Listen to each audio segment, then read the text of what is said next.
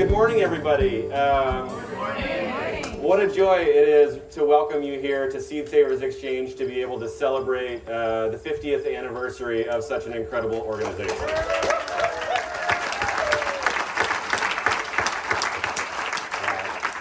And an honor to really be sitting next to Diane Whealy, the co-founder of this organization, too. A huge round of applause for Diane.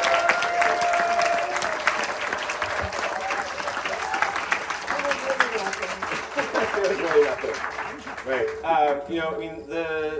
The mission of this organization is really incredible, and it's an honor to be the executive director here for an organization that's done incredible work for so many years. To be able to steward America's culturally diverse and endangered food crop legacy, not only for the folks that are here, for our current generation, but also for future generations, is really a tribute to all of the things and the things that we're going to be able to dig into today. To do that through regenerating seeds and sharing stories, which I hope you all have an opportunity to be able to do with such an incredible crowd that we have here over the course of the next couple of days. But it's a real joy, and to be able to welcome people here to Heritage Farm, to this beautiful land where this work has happened for so many decades, is a pleasure and an honor. Really quickly, I just want to give a shout out to the sponsors who helped make this event possible. Iowa Economic Development and the National Endowment for the Arts, Toppling Goliath, Decorah Bank and Trust, Mountain Rose Herbs, Decorah Kawasaki, Trouts Unlimited, Sogo Snacks, Pipcorn, Impact Coffee, Sugar Bowl, Traveling Tapster, Co-op Partners Warehouse, our local Oneota Community Food Co-op, and Chelsea Green Publishing. Round of applause just for the support.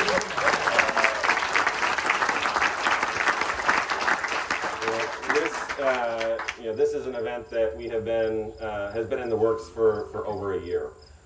We have an incredible staff that has helped pull this off, and I think you'll see it in all of the details that have come together. So our staff here is wearing blue shirts so that they can stick out. If you have questions throughout the day, feel free to reach out to any one of those staff folks. They're also the people that are doing the work for this organization on a daily basis. Eduardo Fernandez, who is in the back corner there, is one of our assistant seed historians. Cindy Goodner, our development director. Corbin and Gina and Rachel run the gardens and our farm team.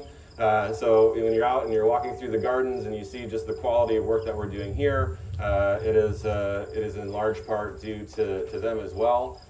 So please just share your appreciation with the staff if you get an opportunity as well. It's day in and day out. We have an inspiring group of people that are here to be able to carry out this work and to be able to steward these seeds, to be able to share the stories, and really to be able to increase access and engagement, because really for us it's about so much more than just the preservation or the conservation of these seeds and these stories. It's really about tying them to use, keeping them growing in people's gardens. I mean, that was the original, the original instance.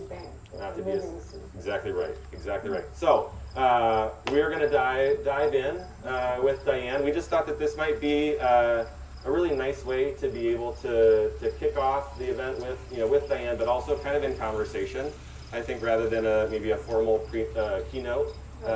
And so here we go. Okay, thanks, Mike. Yeah. And I want to echo all the sentiments that you just expressed about how grateful we are and how fortunate we are to have the staff that we do here. I mean, I drove in this morning, it looked like a movie set. And everything was just perfect. So thank you. And I've been here day after day, and I know all the hard work that goes into keeping a garden and a farm looking as beautiful as it is. So thank you for that. The first thing I just want to say is that it's been a bittersweet celebration. As my co-founder Kent Whaley and I built this dream together and worked very hard over the years to make it happen. And he's no longer here, but I just wanted to share the hard work that we did together. And you can see it here. And he's not here today, but he's definitely here in spirit. and in many seeds that we're keeping alive in this beautiful farm here. So I'd like to just give a round of applause and honor to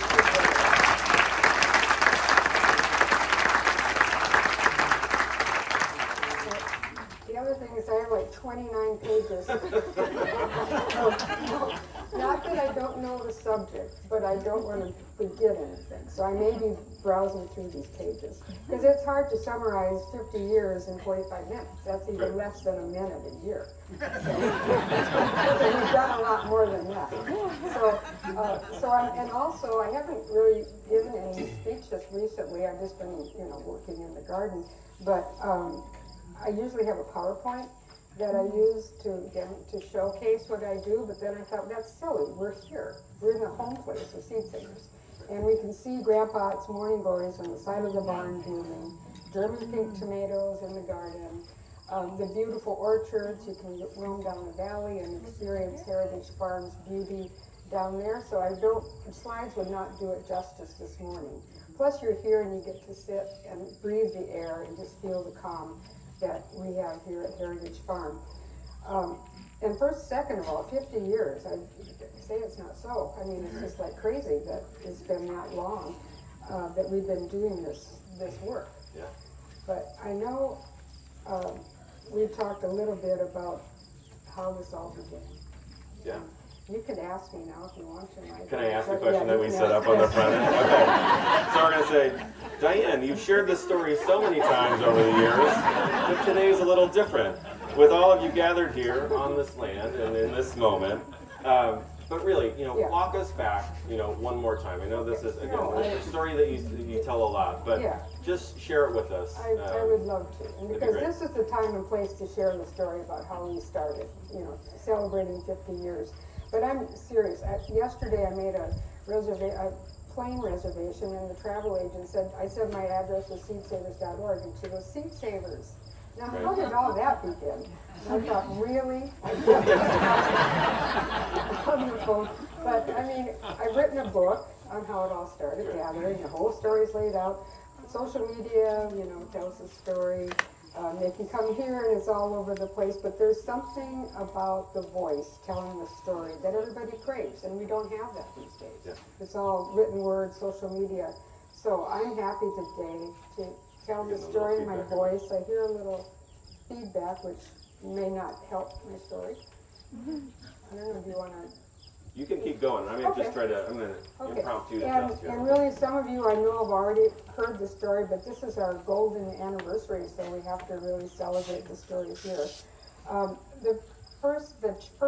The title of Gathering, the first chapter, is called Going Down to Grandpa's. So that's really how this started. Actually, the beginning of Seed Savers started in 1884, when my great-grandparents immigrated from Bavaria to St. Lucas, Iowa. My grandfather, Baptist John, was born in a log cabin on that property, and then later he bought a farm and married, and that's my grandparents. He married Helena Rose Hackman, so there is a Grandma Ott too.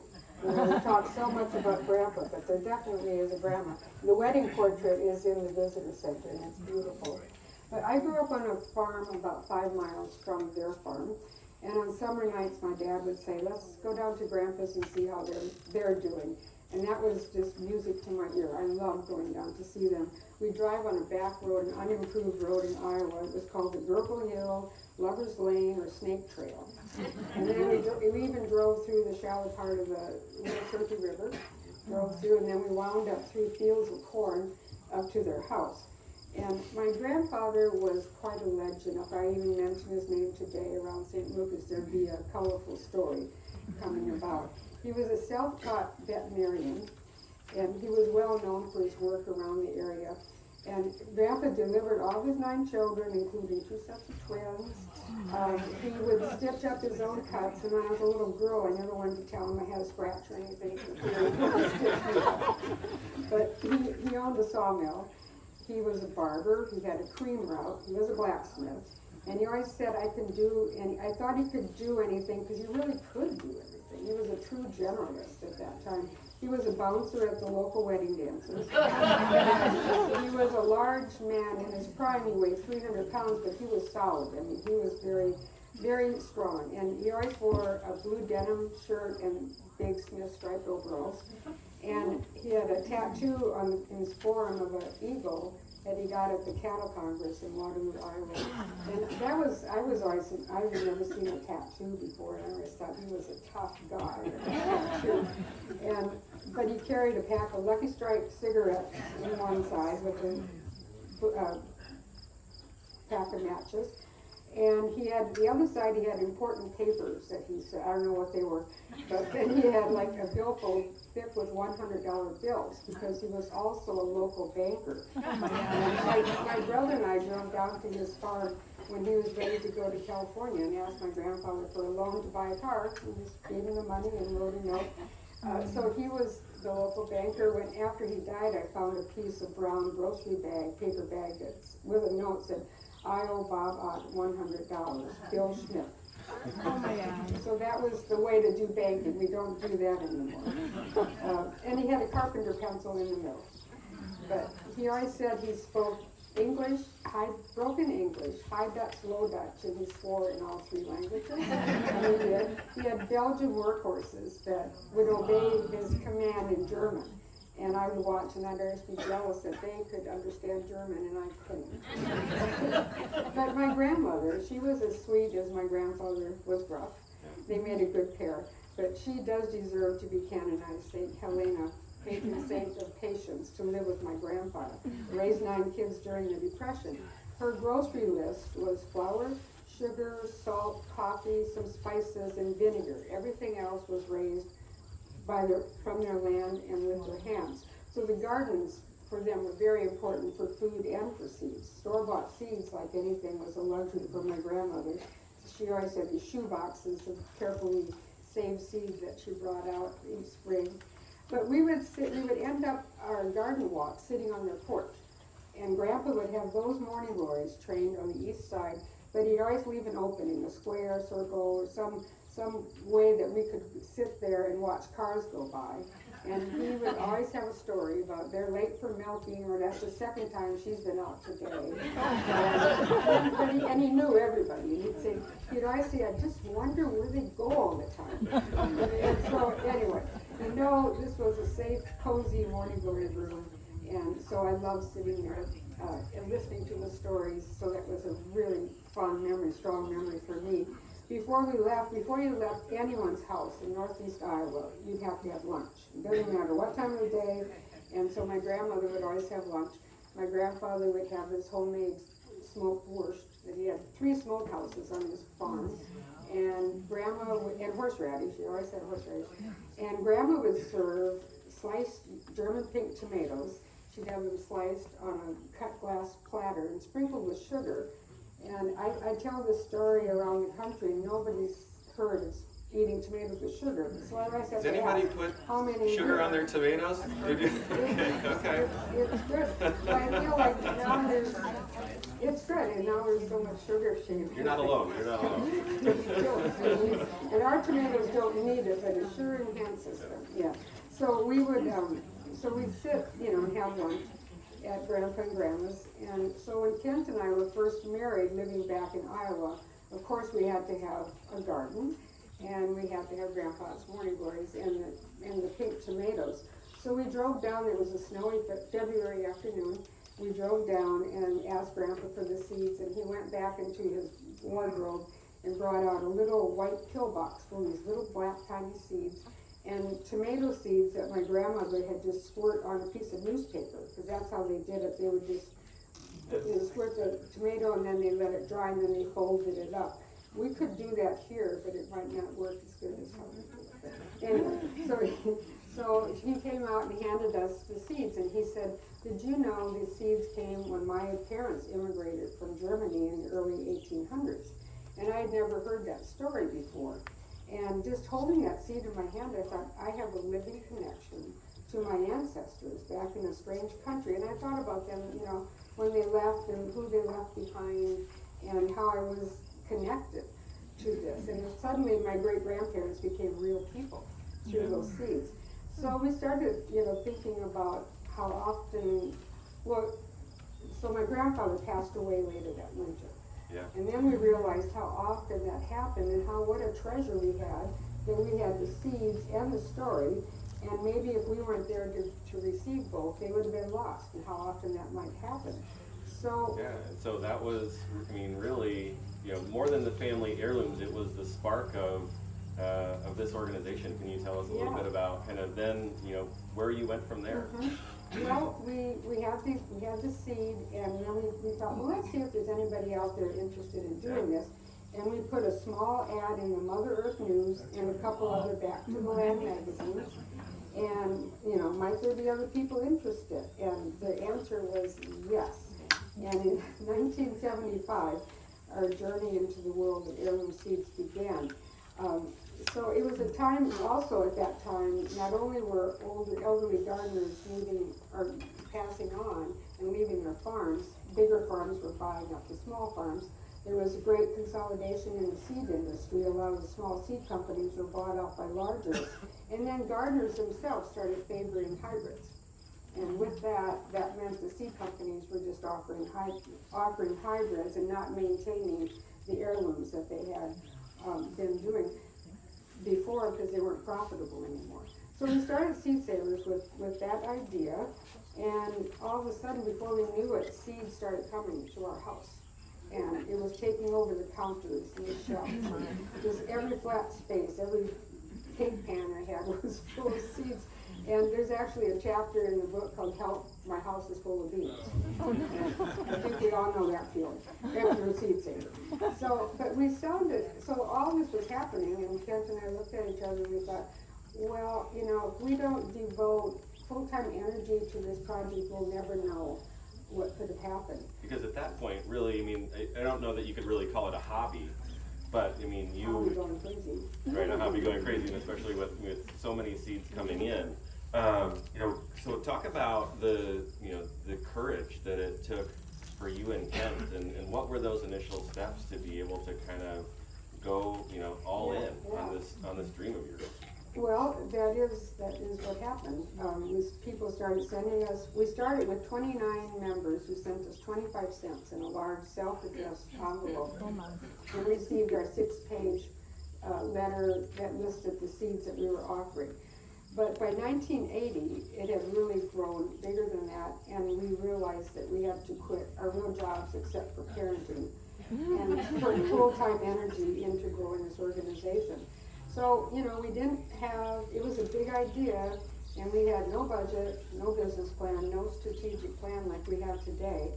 We just knew in our heart we had to do it. I told Kent if we have enough money that we could live for a year, that I was all in. But I knew in my heart it didn't matter, we were going to do it anyway. And so we started with that, and fortunately we did get a grant from the Rodell people, and that was enough to give us the confidence to move on. We started having lifetime members, as I mentioned to David Caballero. He was our first lifetime member. Sent us $100 cash, and we thought, well, somebody believes in us. So it was a strong message. It really was. Like, people do believe in our cause, and so it was a great way to. That's where we started. And then I think people say, well, what did you know about this? Were you plant breeders? Were you educated in botany? Well, nothing. No, we didn't know anything about what we were doing. But now I got lost in my notes. Okay. Well, Right. Yeah, you can. I'll give you a second to find where you're at. But really this, the idea that you don't need credentials, right, to be able to make a difference, I think feels really important. Right. Especially now, as we're thinking about, the next generation that will be, stewarding these seeds that, that we're caring for, and that so many people in this community are caring for. Can you talk a little bit about what it means to be a passionate amateur? That's the page I was looking for. And people would say, well, now what do you know about this? And that's a good question. Yeah. Because we had no degree or experience in I grew up on a farm. Kent had a degree in journalism. I had a strong-willed gene from my grandfather. Yeah. But as it turns out, we were most inspired by a quote from Dr. Jack Harlan from the University of Illinois. And he says, "The amateurs have been the guardians of our genetic resources for some thousands of years. There is no need to stop now, and they have one advantage over institutions. The true meaning of an amateur is one who loves or cares, and there is no substitute for enthusiasm. And I would, yeah. I think that quote can apply to many things in everybody's life. But I would say, I will add passion, because you do have to have passion or you're gonna burn out, and you have to have passion that you can instill the interest in other people. Like, like you're all here today because somehow you believed in our work and you're here. And so you have to be passionate to keep it going. So we were amateurs, we loved and cared what we did, and we had passion. So that's really great. What we had. And so then, take us through when we're thinking about, the growth that you saw within the organization, and something that so many grassroots movements face, right? And how did you come to terms with kind of letting go with the kind of small and intimate community that you had started with to something that was larger, so much larger? Well, that kind of brings me to our first camp out that we had in 1981. We decided at that point we were homesteading. I don't know why I was homesteading, but I was, and it was, just living off the land, building your house and selling strawberries and try to make a living off the land. So we were doing that, but looking back, it was a blessing that I didn't know all what was involved with homesteading. No running water, freezing pipes, cold houses, and no roads. And I might have gone another way. When I started looking forward to going to the laundromat, I knew I had but I'm digressing. So anyway, so at that time, our communication with our members was very slim. We had letters and a very rare long-distance phone call from people. Other than that, we were just living through their letters, and we thought maybe it's time for us to get together and see who these people are and meet them face to face. So we sent out an invitation to all of our gardeners to come to our homestead in northern Missouri and spend the weekend with us. And that was a bold move too, because our house was not finished. We had a cistern for water that ran out frequently. And I was to do the cooking, and I had 3 children, including a baby. So, that was a little challenge. This is so much nicer. So, on the weekend of June 13th and 14th, 1981, 12 people came. We sent them maps because that was before GPS. And I do have to point out, outside of my children, one of those early camp out attendees, Russ Crowe, sitting right here.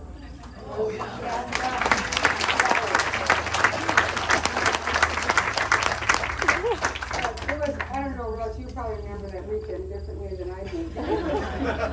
I remember falling asleep to the whippoorwills at night. I know, I do miss that. And that stone fireplace was just gorgeous. Yes, yeah, those are the 2 things I miss about Missouri too.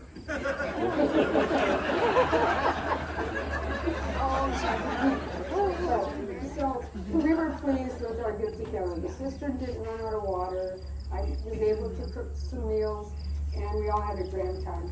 And I just want to read, later we got a letter from Tom Nosh, who was at that first camp out.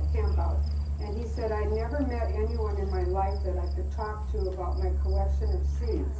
I've always gardened with my granny, and we saved seeds. No one ever would have understood or shared my excitement. Not many folks are interested anymore. He also said his granny said no beans are worth growing unless you have to string them first.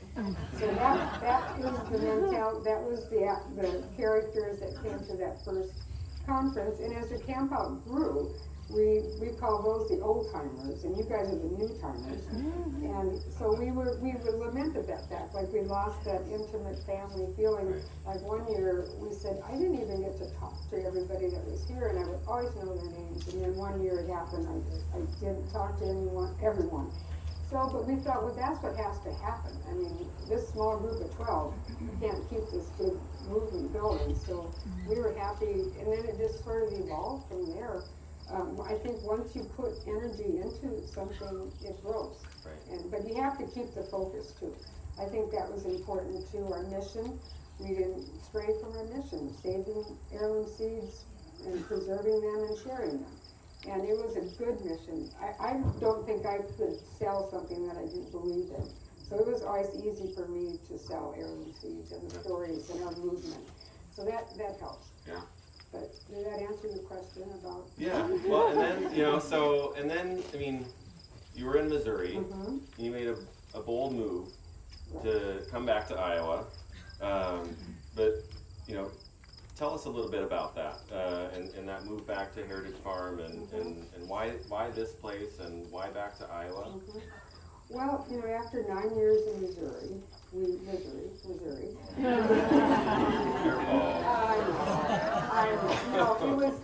I'm kidding.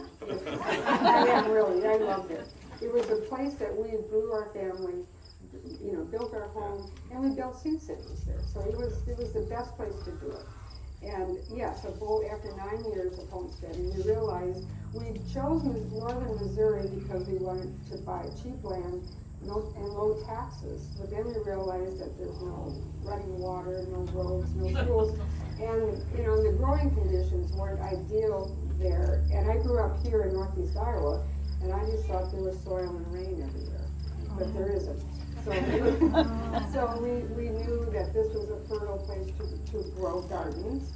So after 9 years, we moved back. The other thing that was happening was we had everybody sending us their seed collection. So this overwhelming collection of seed we had was not going to sit on that desk. We had to grow it to keep it alive, and Missouri was not the best place to do it. So we knew Iowa would be better to grow our seed collection.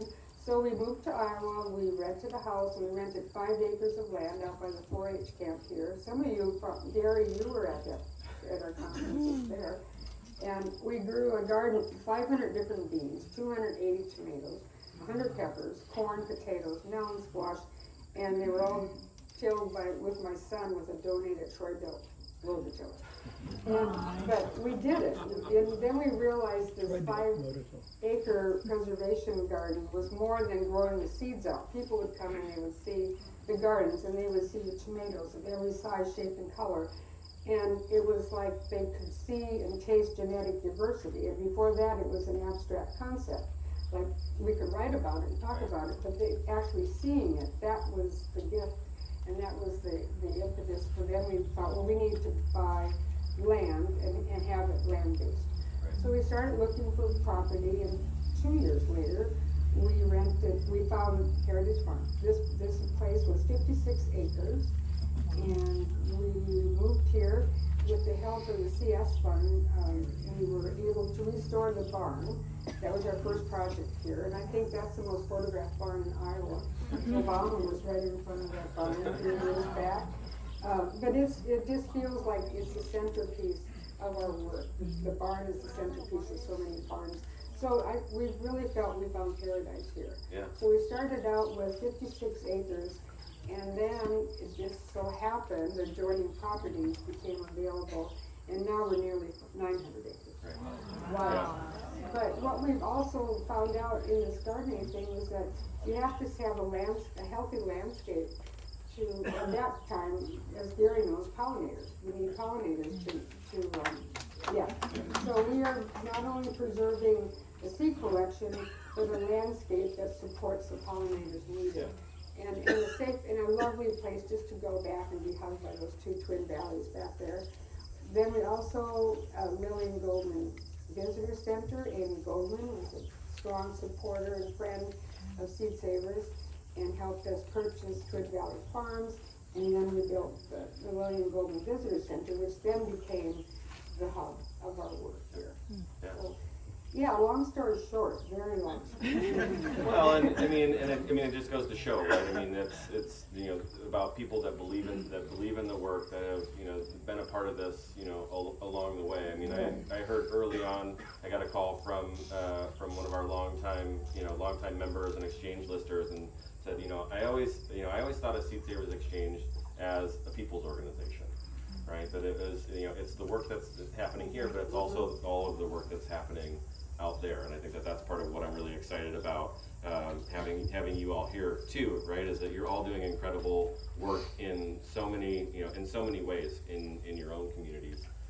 And the reason that this place exists and is because of that support from people and organizations over time. Right, and even back up a little bit, we're here because our ancestors saved seeds. Right. Because if they hadn't had the foresight to do that, we would not have this wonderful collection.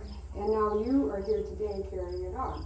So it's like, I'm so grateful for our ancestors who saved seeds and had the, at a time when it wasn't popular, like Tom Noe said, nobody cared, Right. but they had the foresight to keep the seeds. And, now we're on, from those 2 seeds, a little pillbox and a newspaper with tomato seeds, we're the largest non-governmental seed bank in the country. And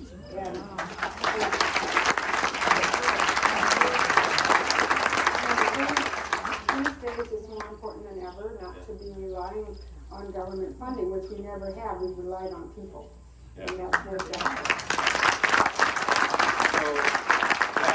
It's really incredible to think that this all started with pillbox and tomato seeds on a scrap of newspaper, right? And so talk a little bit about what goes through your mind when you see what Seed Savers Exchange has become. Yeah, it didn't happen overnight, as we were talking about. I guess I'm amazed, but I think what I've realized is that if you keep I just kept my head down and we just did our work. And then we looked around one day and we thought other people noticed us and other people wanted to help us. And that was such a pleasure that we enlisted people. When I wrote Gathering, the 2 themes that was threaded the whole book was seeds and people.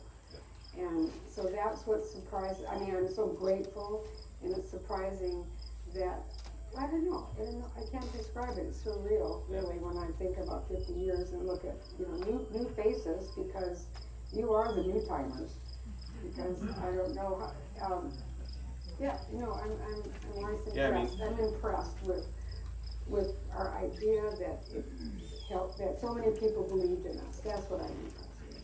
Yeah, and so last night we had kind of as a kickoff to the 2-day conference, there was music downtown that happens every Thursday night, and there was trivia, and I started to have conversations with folks that were here for this event, and one of the people that I was talking with was a 15-year-old that has come here from Colorado. Started in 4-H, right? Has gotten involved with FFA, and has come to find a connection to seeds, into gardening, and wants to start a seed library in her own garden. And so it's really just to travel all the way from Colorado. And really thinking about, that just makes me think about what lies ahead, right? And the next generation of stewards, that we have to carry on this work. Any thoughts or things that you want to share about, what this looks like moving forward? I think I've spent so much time focusing on the past, how I want to recreate our history, that I forget that we have a strong foundation to build a future on. Yeah. But I want to end with also another passage from Gathering that has been part of my life growing up. And it was my grandmother who wrote, the first sentence is, I grew up knowing you harvest horseradish in the months of with an R, and that every day gets a rooster step longer after the first day of the year.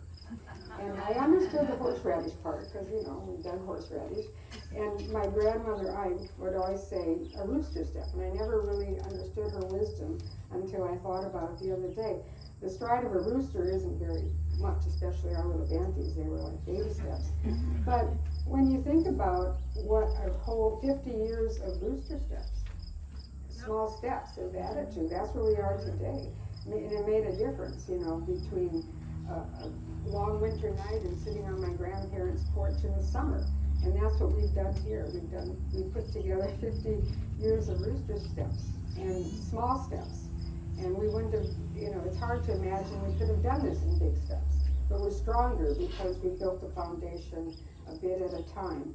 And I think you'll see this weekend what we have built. The infrastructure here is strong, it's beautiful, and you'll see the care that our staff has put into this. And that's what I like, is that people care. Yeah.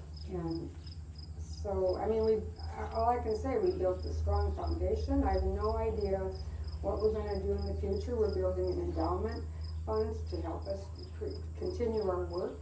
And I'm sure we're going to do really, really good, important things as we pass the torch on to the newcomers. But I do think, though, whatever we do, we will continue with purpose and heart for another 50 years. Because that's what made us, is our heart, the heart of Seed Savers. Yeah, round of applause for that. Yeah, and we're not gonna change.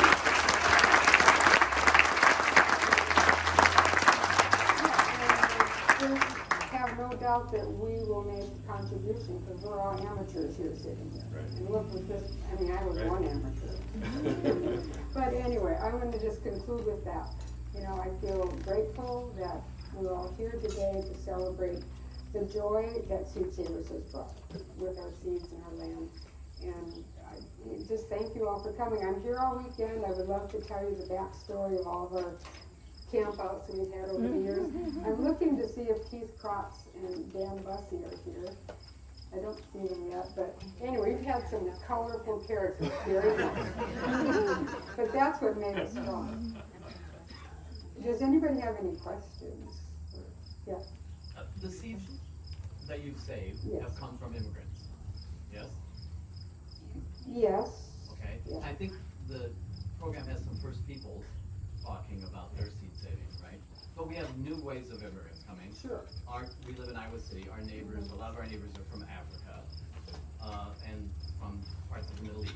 Are you getting seeds from those people now, in terms of that? I was Yeah. just curious, with those new people coming in, are we getting new seeds Right. saved from them? I'm not involved at that level anymore. Mike, you might speak to Yeah. that, but I hope. We had someone come the other day that randomly came here to give Seed Savers seeds, and I'm not sure the history about that, but I'm hoping it still happens, because there's a lot of diversity out there Yeah. to be collected, and the stories and the recipes, the food too. That's an important part of the history. Yeah. Yeah, I mean, so to your question about, you know, the seeds that we still have coming in and those immigrants that are here now, we are having, I mean, we have conversations with folks all the time within our preservation department. I don't think that we have a lot of seeds coming in yet. Right now, a lot of what conversations that we're having are around, access to gardens, and I know that there's a lot of community support in those areas, but as far as donations that are coming in, not right now. And part of what we have to be cautious of as well is, with the size of the seed bank, that we currently have, and when we're taking a donation in, we need to be able to, it's a long-term, in perpetuity, commitment. And so, we're really careful about, what we're continuing to bring in, what that looks like, and we're wanting to be able to show now within the mission of the organization, kind of that stewardship history, in the United States. So we have, an accessions policy that we're kind of benchmarking what we have the capacity to be able to bring in. Yeah. Have you found any invasives with the heritage seeds? Any traits that tend to be invasive from an environmental standpoint? I mean, that's a great question. I can't speak to that personally.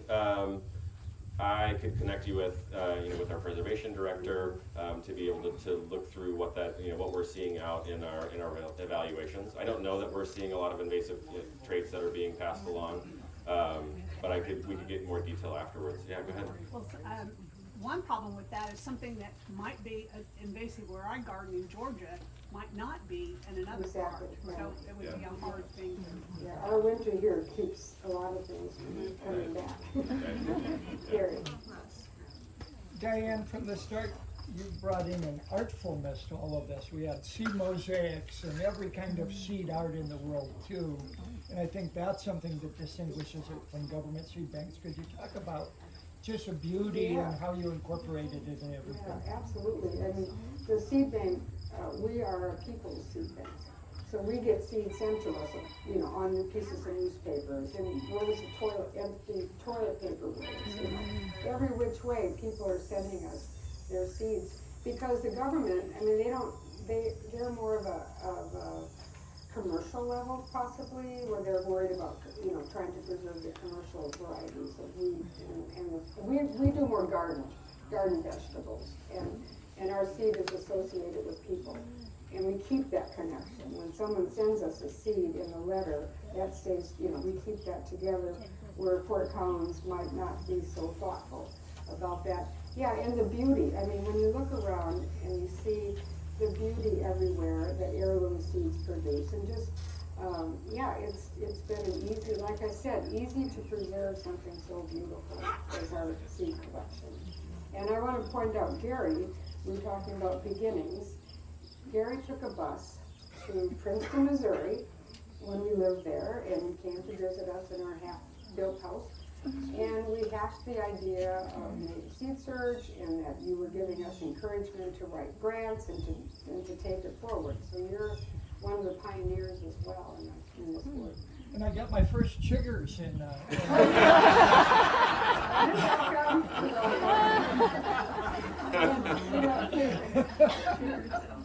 There's so many people. I know I'm forgetting so many people that have played important roles in our work. And Neil Hamilton is one. He's our longest serving board member. And you put him on board. You were surprised we only had 4 other board members. I made the tiebreaker. Yes. How many beekeepers do you have? Beekeepers. We don't have any of our own, but we allow beekeepers to come in and put their hives here. Yep, and they work with our orchard manager to be able to think about placement of those hives on the larger property. And so I don't know the exact number of hives that we have on the property, but we do have them placed throughout. Yeah. Go ahead. How does permaculture fit into seed savers? Nut trees, nut shrubs.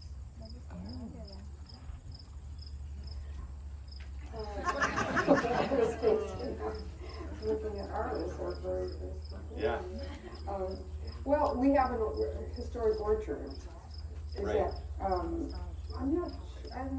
Well, I guess I would say, a lot of the garden crops that and the seeds that we're saving are annuals.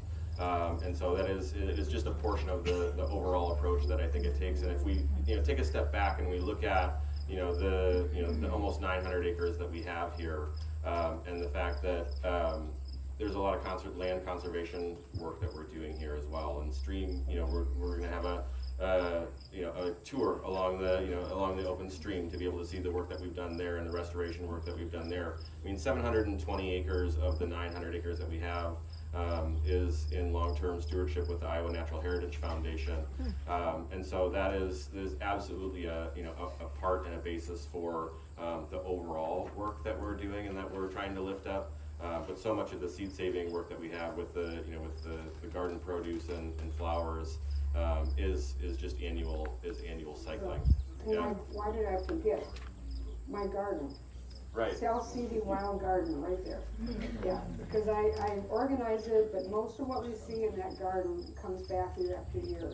And self-seeds, we have, flowers, vegetables, herbs, prairie, anything that wants to volunteer in there gets to live, wildflowers.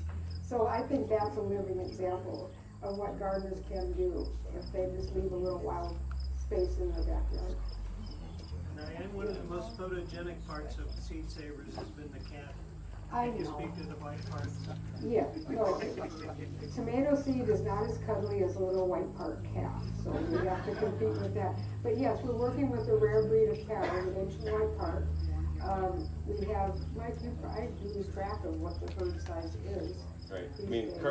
Currently right now, because they've calved, we have about 80 head right now. Mm-hmm. And then that by the end of October, we'll probably be down to around half of that. Right.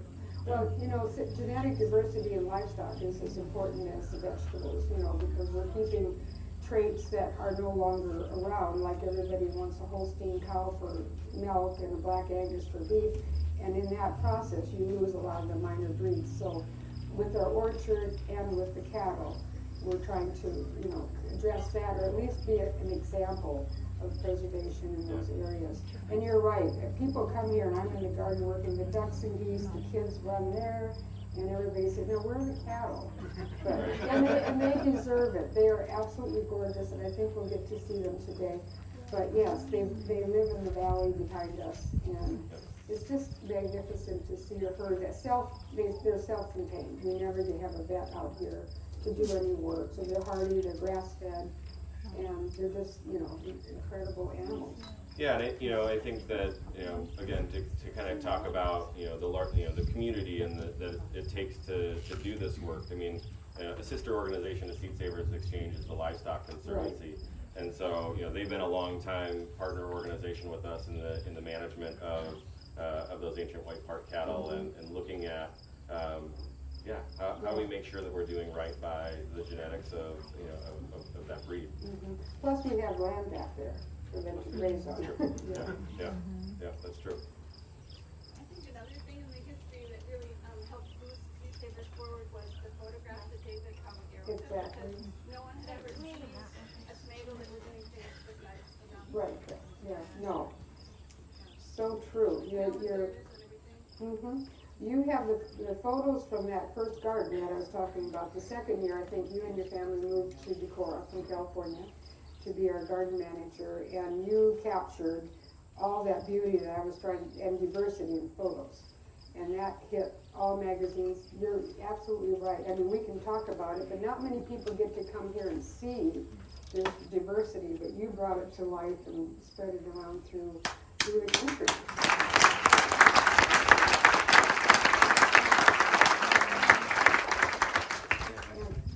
Wondering about the future, as heirlooms have gotten handed around and passed around, there's a lot of different names for what's probably the same variety, and I know there's a lot of work growing out and doing the evaluation, like, is this the same as that? Right. Meanwhile, DNA sequencers have come down in price. You can get them as like a USB attachment for your computer. It's not cheap, but on an organizational level, is science coming along to support some of the work, looking at what the genetic diversity are, or to help resolve, like, is this the same? Is this a distinct variety? Right. Yeah, that's a really great question, and we're not there yet. We're to the point where we're genetic testing for that. We are in our orchard. We are starting to use that for identification purposes, and working with Washington State University to do that work, which has been really helpful for us, because we have found that things that we thought were one thing, actually weren't, or maybe they came in with a different name than is commonly known or being maintained in other places. And so we have learned a lot through that. We have, I guess, as I've kind of broken into to that in the time that I've been with this organization, it's been as much about the stewardship of those varieties in places and the stories that are associated with them, more so than it has been about the actual genetic coding of those varieties. But it is definitely something that we're thinking about all the time, right? And was there a parent lineage, right, that where they started, and then those seeds were dispersed, like you said, and then they were being grown in different places. How much difference is there depending on how that stewardship has happened? So it's another conversation I had at the World Food Prize this last fall as well. Was kind of the idea of being able to move into genetic testing for those traits, but it's not something that we're doing currently. Well, the names of some of those varieties, is so unique too. It's after families, after grandmothers, after their taste. And then also seed, like the German pink tomato that I have has been grown in Northeast Iowa for over 100 years. So that seed probably has different characteristics than the German pink grown in California. So, I think we're just saving the good from the ugly, trying to keep it up. But before I go on, I have to recognize Arliss Adelman, who is sitting there. Who is the very first Seed Saver employee in Decorah, and she had her office on my kitchen table, and she had to endure her family setting in her office, but she was instrumental in getting a strong foundation here. Joanne Tinty is also here. And she is the lady that's behind all the yearbooks, all the inventories. We never really saw her much. She was in the office full of catalogs. But she would come out and we'd ask her, what have you been doing today? And she'd have stories. But thank goodness for Joanne for all the data entry that she did, because now it's on paper. You know, it's something you can see rather than on a computer. So thank you, Joanne, and others. Yeah. And, If I could, or do you have something? well, I'm just afraid I'm just gonna forget people. I see Denise here, another board member. Right, right. Denise Kostic. And Beth Lotto was our seed librarian for a while. And it's been a big family. Yeah, Yeah, it's a big it family. really Yeah. is. Yeah, and I think we're all family. And thank you so much, Diane, for sharing kind of the the history and the evolution of Seed Savers Exchange over time. I'd also like to, as we're as a current executive director and thinking about what the next 50 years looks like, want to share an exciting moment for Seed Savers Exchange. This year, 2025, 50 years, we have formally launched an endowment for the future of this work. And so, this is work that is in perpetuity. And an endowment really helps us to be able to put out the opportunity to folks, to you folks here, to others that have supported this organization for so many years, to think about this as work that will go on forever. And so over the course of the last 2.5 years that I've been here, we have worked through putting together, I know you talked early days about not having a business plan and not having a strategic plan. Right, I mean those sorts of things, but we're really focused on and thinking about the continued work that this organization is doing, to be able to steward the seeds that we have here, to be able to steward and create access and opportunity within the larger community, educating folks, looking at the technical seed saving skills, and to be able to do that for as long as we have the resources to be able to do that. And so we have a strategic plan that is focused on the next 5 years. And in that 5 years, our goal is to be able to raise $5 million for the endowment as kind of an initial phase to support this work. This is inspired by the work of and support of Amy Goldman Fowler, who has long supported this organization, and building on the work that the Crop Trust has done to be able to support the regeneration of these seeds, the caring of these stories at a time where it feels really, really critical. As we see resources changing, I mean, this organization has done a really incredible job through selling seeds as a way to be able to generate almost 70% of our operating needs on an annual basis has come there. But resources change and things ebb and flow. And so what we want to make sure that we're doing is not setting ourselves up to be able to have our work affected by the fluctuation in those resources. And an endowment for an organization like this that has a 50-year legacy really feels like the right place. And so I'm excited to be able to announce through the support of Amy Goldman and others that already we've been able to raise more than $1 million to support this work.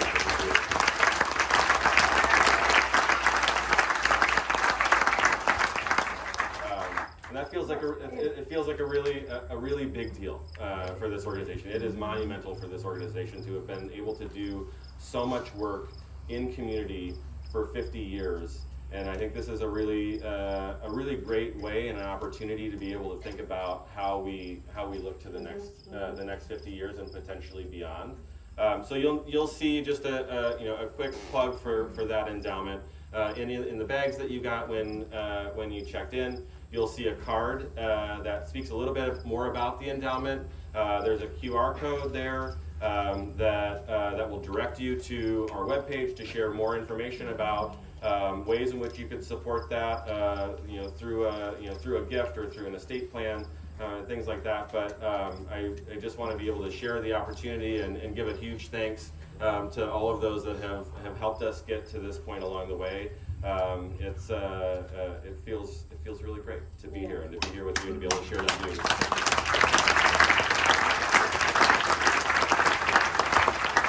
It's part of our foundation. It is part of the Yeah, foundation. I mean, we own, this property is such a wonderful, place to do our work, and now we own that, and with the endowment in place, it'll ensure that our seed collection goes on way beyond more than 50 Yeah, years. yeah, it's our promise to carry this forward. Yeah. Yeah. So thank you so much. Yeah, Oh, thank go you ahead, so Jim. much. Yeah, so, I appreciate all that good work and the idea of getting an endowment, but, I want to say that the number of people who are actually listing and saving seeds continues to decline a little bit over time. And I wish that the organization would make it a priority to see that list gets bigger instead Yep. of shrinking the way Right. it is now. Yeah. Yeah, because that was the core of our work, that's how we started, was with members, saving seeds, and you're right, it has gone down, so that's a very good point.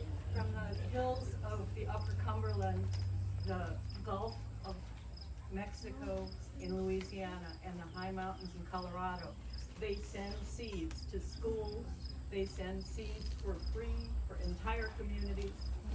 One of the communities 2 years ago, when I brought the seeds into a little isolated elementary, pre-K through 8, the grandmas started saving their seeds again. They said, we don't need those, come on home. But thank you for giving them a chance to remember. That is one of my favorite things at Seed Savers, is sending those seeds out to schools and nonprofits, and yeah, the seeds need to be grown again. You know, we're a seed bank, we will keep it alive in the seed bank, but the seeds need to be grown and their stories told, and they need to be in our diets again. The seeds are tired of being a seed bank, they want to be.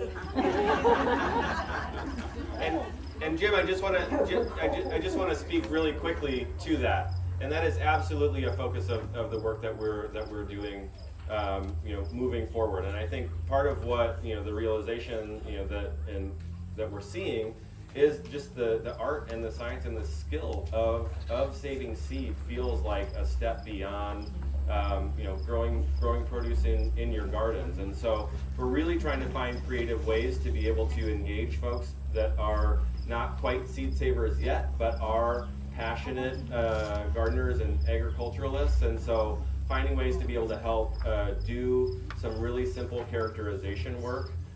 So sending seeds out from the seed bank and having them do some evaluation work and sending that back and building a connection to the organization, a familiarity with the work that we're doing, and hopefully along the way being able to provide the resources to have someone save seed, and with the ultimate goal of being able to list those things that they are saving on the exchange, because it is really at the core of this organization. It's where it started, and it's a really crucial and critical part of what makes this organization unique, and is a way to be able to uplift the larger community across the country and globally, really. And since the number isn't growing though, I think a greater focus even than you have now needs to be put on getting those number of seed savers that are listing increased. Point taken. And last night, Diane, I said that we had a surprise for you. And so as a way to wrap right here at 10 o'clock, I'm going to invite Cindy Goodner, our development director, up to share something with you as well. Thank you. Surprise, it's all right. I think. Hi, Cindy. I'm going to just give you that. You can hold that. Yeah. Thank you all for joining us at Heritage Farm during this momentous occasion. And as a small token of our appreciation for Diane, we wanted to share a special piece of art that was created by one of our supporting members. Often leading our development team for 10 years, I have the joy of connecting with supporters in our community. Raise your hand if you're a member. Wow, thank you all. Thank you all. Our membership is a rich and talented group of individuals. And Alexis Audet reached out to me about a year ago, and she said, I would like to create a piece of art that is meaningful to the origins of Seed Savers Exchange. So Alexis Audet made a custom print that has the Grandma I'm Still and the Grandpa Ott's Morning Glory.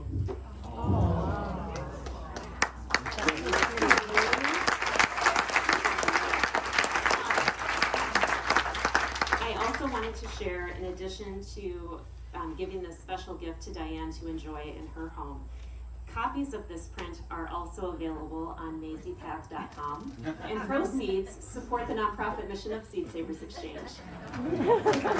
Thank you.